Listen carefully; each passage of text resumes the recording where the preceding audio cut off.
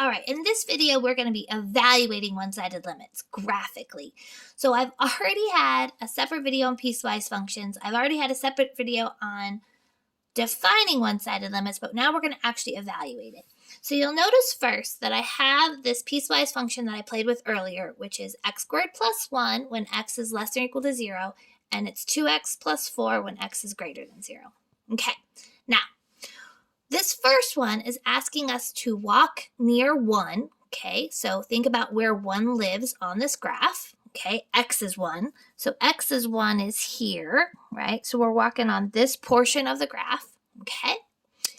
And this minus sign means that I'm walking on this road or curve on the left side of 1. So as I'm walking from the left direction near 1, where do I think I'm going? And where I think I'm going is that spot right there, which although this isn't really drawn to scale, x is 1 would actually have a y value of 6, right? 2 times 1 plus 4 is 6. So I am approaching that y value of 6.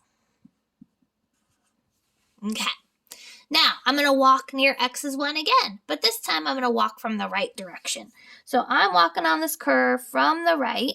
Now, by the way, sometimes students will say, well, Jen, don't you mean down or from the top?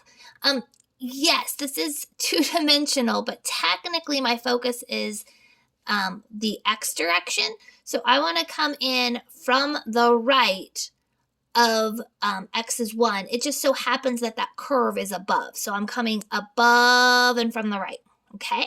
All right, again, when I'm coming in from the right-hand side for x is 1, that y value is going to be 6. Okay, so notice the curve is continuous here.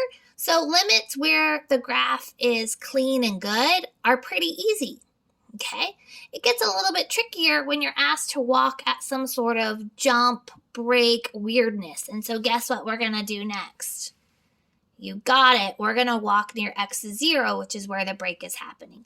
So we're going to find the left-hand limit and the right-hand limit. So let's talk about the left-sided or left-handed limit. So I'm going to walk on the left side of 0. Okay, so here's x is 0. If I'm walking on the left side, that puts me on this parabola. So as I'm coming in from the left to x is 0, you'll notice I'm approaching the y value of 1. All right. So this is asking what y value am I approaching as I walk from the left, and that's a y value of 1. Okay, we're going to do it again. This time we're going to look at x approaches 0 from the right side. Well, if I'm on the right side of 0, that means I'm on this funky graph up here, okay? So if I'm coming in from the right side of 0, guess what? I'm on a totally different road, and I'm even walking near an open circle, but that's okay. What I want to know is what's the y value at that open circle, okay? And that y value at that open circle might look like 5 because I didn't draw this to scale, but technically it's 4. So my apologies that this part of the graph is not to scale, but this is actually a y value of 4. Okay. So let's look over here for a second. Are you noticing some things? Like if I look at this one column, do you guys notice how this number and this number matches? I've got a 6 and a 6, and it was continuous over here. So it turns out that the limit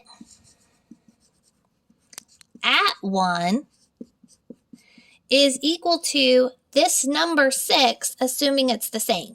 So as long as these two values are equal, then that's what the answer is here at 6.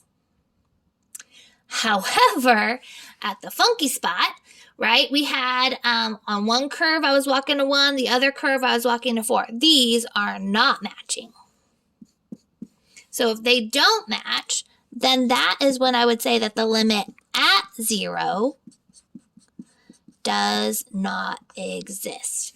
Notice I said at. So when I'm not asked to come from the left and the right, specifically, it means I'm coming in from both sides. And this is asking, hey, as I walk near 0 from both sides, does it match?